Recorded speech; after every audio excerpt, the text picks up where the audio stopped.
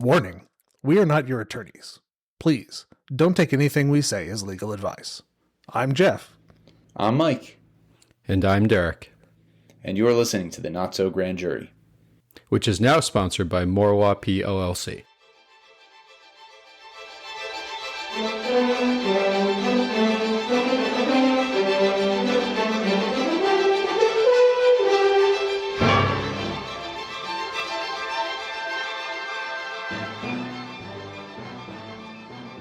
Hey there, listeners. Editor Jeff here. I want to just jump in here before we get into our discussion to let you know that Mike's audio was lost in this episode, so I am relying here on the recording of our Zoom call. So I apologize for the audio quality. It is what it is. And if you want to hear us learning that Mike doesn't have his audio, stick around till the end of the episode. All right, into the show. All right, everybody. Merry Christmas, Happy Hanukkah, Happy Festivus to the rest of us, whatever it is you celebrate. We got a fun one today. And what's funny is I don't think Jeff and Mike really know what we're talking about because I kind of put it together myself. Coming in cold. It's going to be a good time. So first off, I hope when you're listening to this, it's because you had a little free time while you're celebrating, not because you are working or procrastinating or any of those reasons that you just have decided you need a few minutes away from the family to listen to us idiots talk about a few things. Next thing we're going to do is we're going to announce the next episode, which comes out January 1st of 2026. We are going to be doing the Oscar-winning, Golden Globe-winning movie, Her, the 2013 Spike Jonze movie starring Joaquin Phoenix and the voice of Scarlett Johansson. We have opinions. We'll just leave it at that. So please tune in for that. It's actually one of our shorter episodes since there isn't actually a tremendous amount of legal stuff to talk about, but certainly a lot of AI-related issues. And then we also do a sidebar the week after, which is going to dive heavily into sort of the AI and the law, which we had a good time with. I don't know if you guys are going to enjoy it as much, but we had a good time talking about it and realizing how after our profession kind of is, maybe currently whatever it is. So some interesting conversations. The next episode, Her, is also going to be the start of season 2 of the Not So Grand Jury. We felt like we had gone far enough that we probably need to jump into a new season. So 2026 felt like a good time to have a new season. I'm going to throw out there to the listeners comments and somehow tell us what your favorite episodes of season 1 are. I am actually curious what everyone's favorite episodes are. I have mine both from the recording side and also from the listening side. And I know many people who have listened have told me what their favorite episodes are. And sometimes they don't match up at all with what I would have thought. I don't know if you guys have heard anything from your people, but I certainly have. Nothing specific in like a ranking sense. I do want to say, I want to open this up to, for those of you who listened to the first run of the show, if one of those is your favorite, let us know because we could revisit it. It's been close to 8 years since that run. No, that's not right. 5 years since that run. And if it turns out everyone's favorite episodes from the first run, I'll just quit and we'll all move on. So yeah, please email us, text us, comment on LinkedIn or Instagram, comment on your podcast app of choice.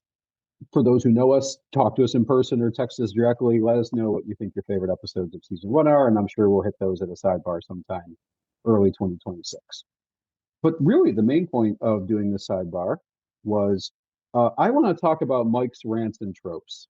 For those of you who are active listeners on the podcast, you know Mike loves his tropes. I'm glad I left a mark. You certainly left a mark.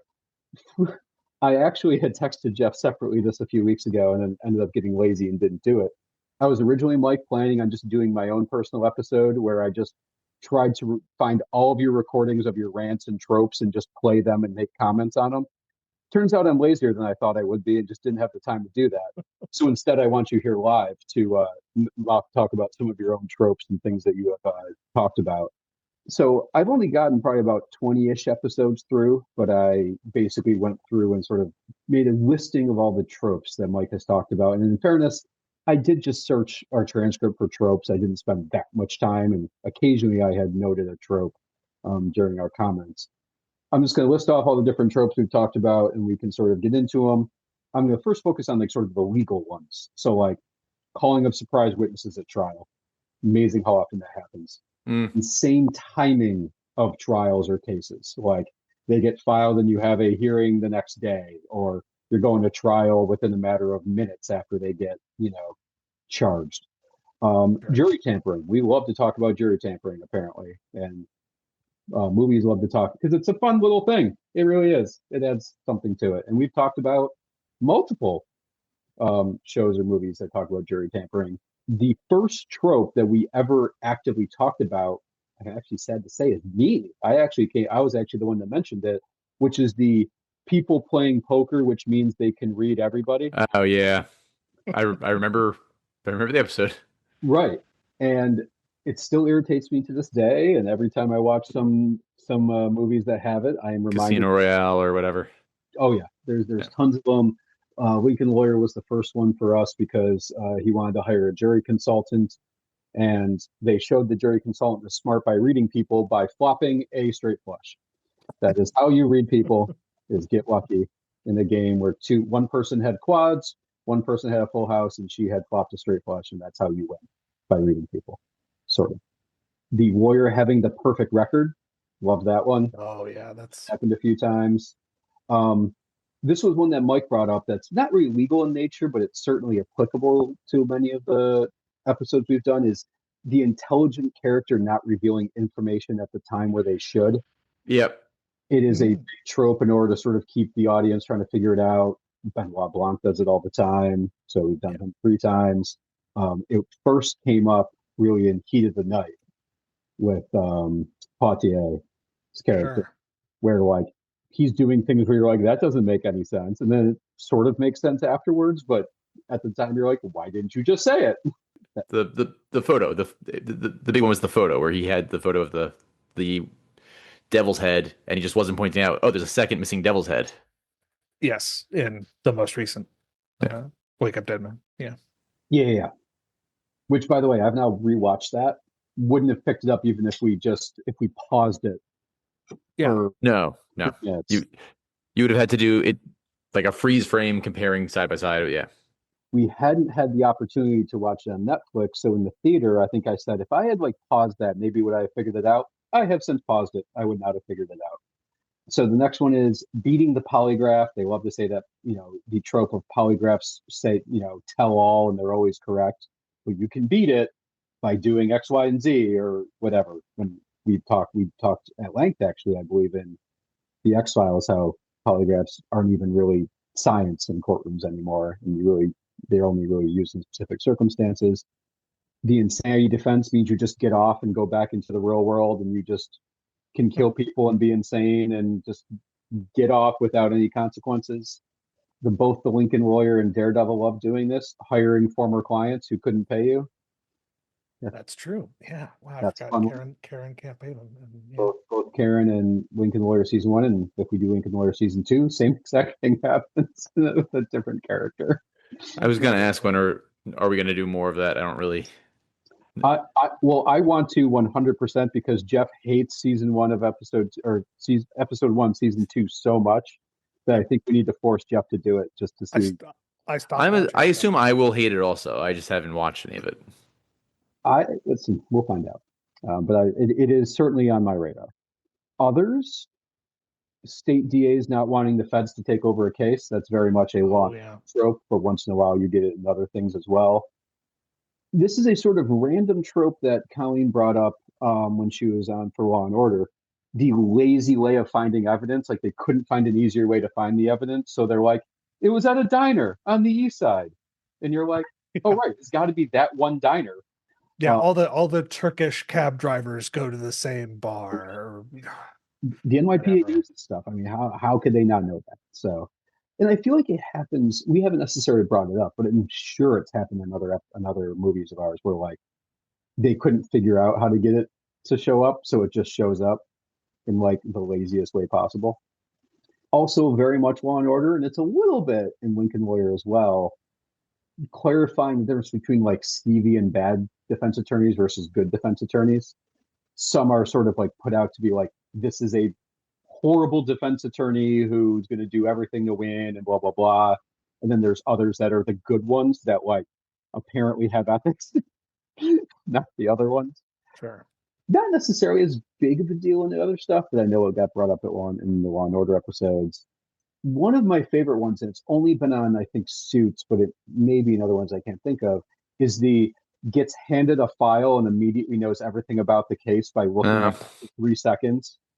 That Yeah, was, I feel like that's fairly there's a prevalent in the Lincoln Lawyer too, where he's like, "Oh, I didn't know I was supposed to be in court today because I just inherited this law firm." Show up, get the case dismissed after knows everything. not even speaking to the client. And did you want to jump in there, Mike, or we're just There's a couple tropes that I see in a lot of movies that I haven't seen in anything we've done.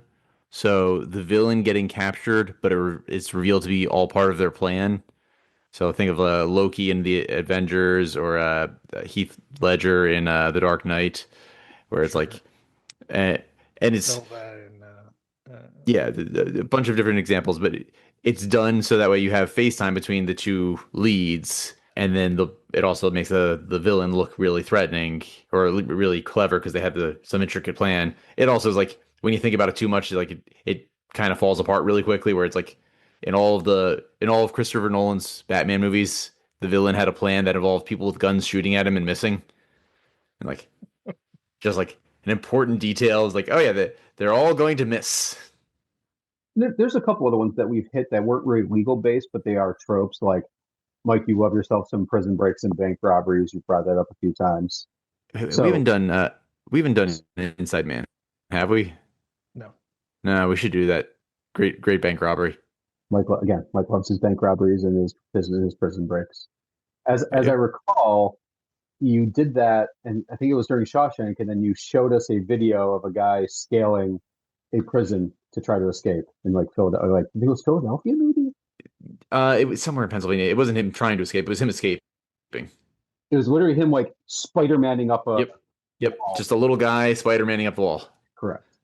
There's also like tropes that are like known tropes in movies and TV shows. The cousin Oliver, where someone comes in Hmm. and becomes the main character for like the last 2 seasons because they Yeah. need to put something Sure. new into the show. A MacGuffin, Maltese Falcon kind of thing. We've had a little bit of that. Yeah, Sure. the Vincent Alderman like thing where like little kids can play a man and no one seems to notice, like Oh yeah. especially in comic books. Um, There is a We should subreddit that I do follow, Top Tropes, and they always have like funny inversions of it. Jeff, what were you saying? we should consider doing Home Alone. Okay, I'm totally down for that. Yeah. 100%. Yeah, I'm pretty confident there's no castle doctrine in Home Alone. I mean, they don't kill Well, anybody, but I guess no, but he's tries also to. I think that his behavior would probably. Oh, I have not watched this in a million years. I think his behavior would work even without the castle doctrine, because he is like trying to retreat and like, oh, actually, no, trap guns. He could have easily retreated, for the record. He could have Yeah, just left. literally, we do see it as part of the plot. But Part of, also, part of his there's, class leaves the house. there are specific laws about booby traps. Yeah, that actually would. We should save this for next year because it's a Christmas movie. But yeah, that would be a fun one. Yeah. So that may happen. But truly amazing how many tropes are in the Lincoln Lawyer Trevor Elliott trial.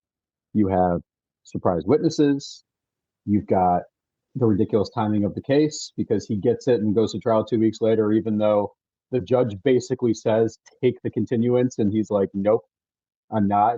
We find out it's because of jury tampering, which in and of itself is another trope. It starts off with the jury consultant with playing poker, reading people. They talk about how the opposing side DA has a perfect record. Mickey Holler like not telling what he's doing at trial. Sometimes he doesn't know what he's doing, but other times he does and just doesn't tell even his staff about it. Like, that's not good when you're like paralegal Hmm. investigator or like, why are we doing this? And he goes, I'll explain later. That's always good. That's what you really want when it comes to a trial team. And then also obviously as part of the whole season 1 of Lincoln Lawyer, he hires a former client as his driver. It's got a lot.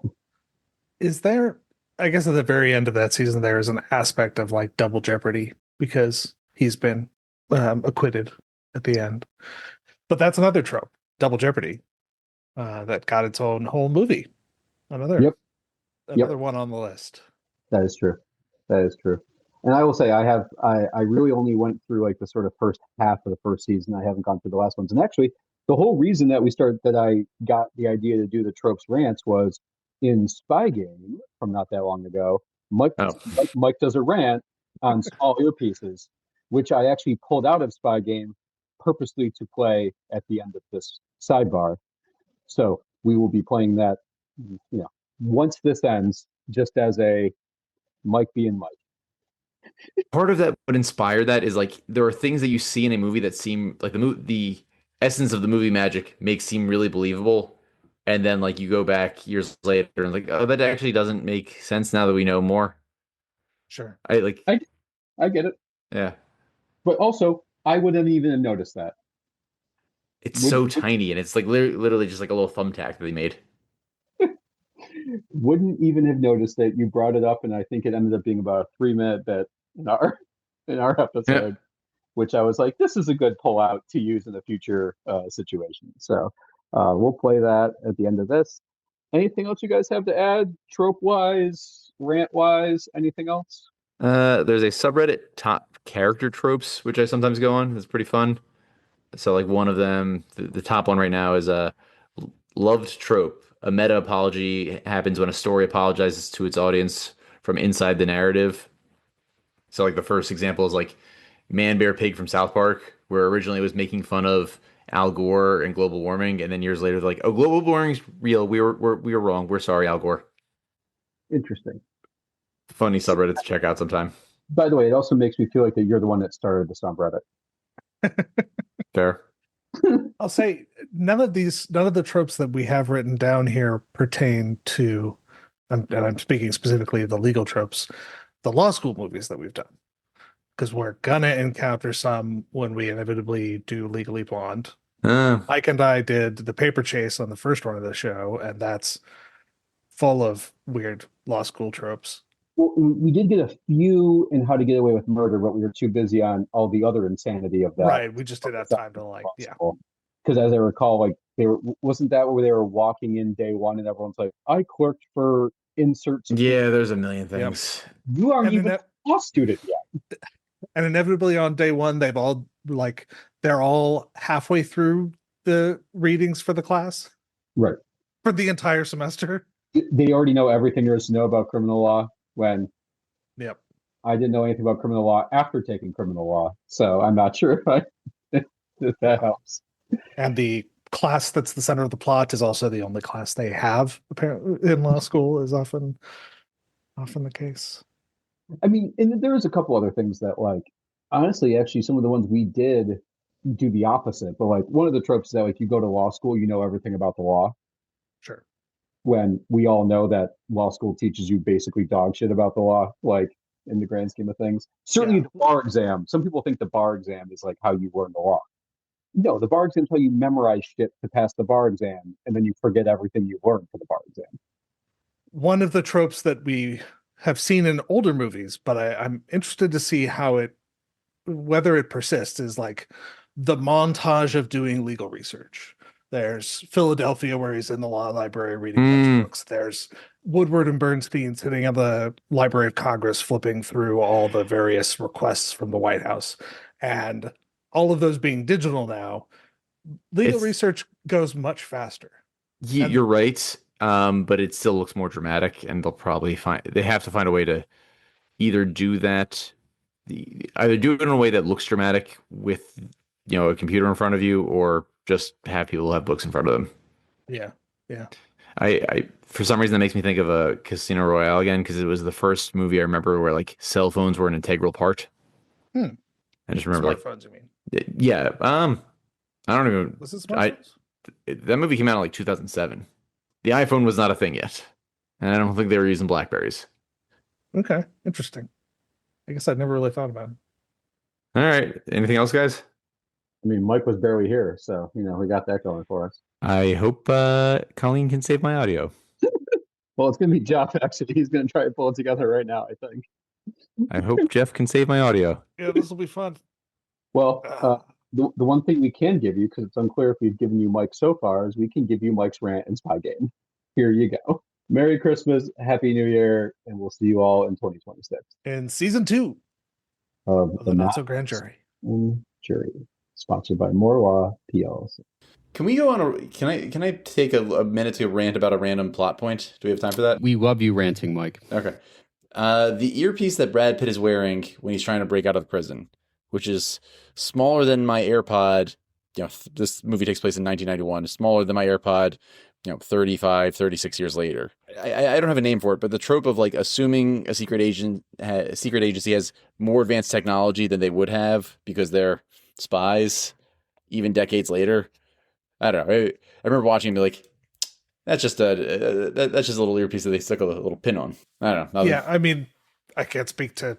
It's 91. They didn't have things that good. That didn't even register in my radar. Oh man.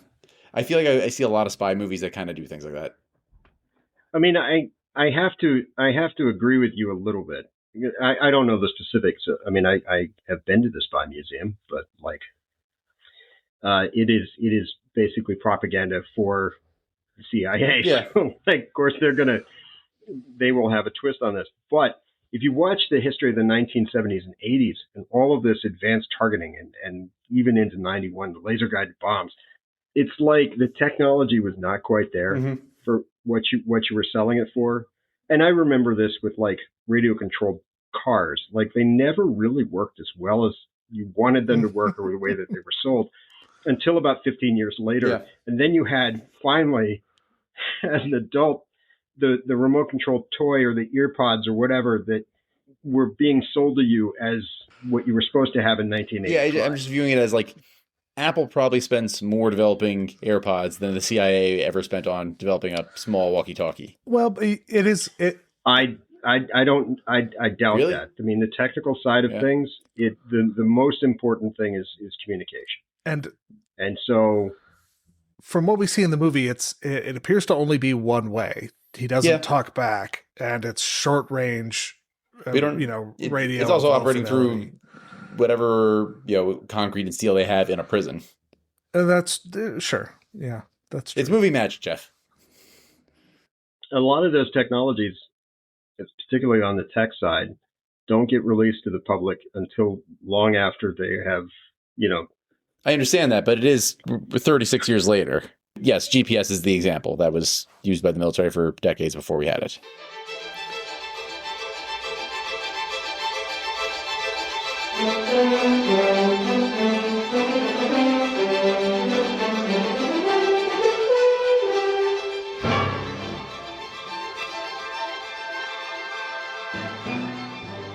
The Not So Grand Jury is sponsored by Morwa PLC. The opinions expressed in the Not So Grand Jury are those of the hosts themselves and not of their respective employers. The theme music for the Not So Grand Jury is from Gustav Holst's Jupiter and is in the public domain. If you'd like to get in touch with us, if you want to suggest future movies, or even if you want to offer corrections, you can email us at notsograndjury@gmail.com or message us on any of our social media accounts. The Not So Grand Jury is copyright 2025, all rights reserved. Yeah. You guys are going to kill me, but apparently my recording stopped at some point. Did the Zoom... We're recording on the Zoom, right? When did it stop, Mike?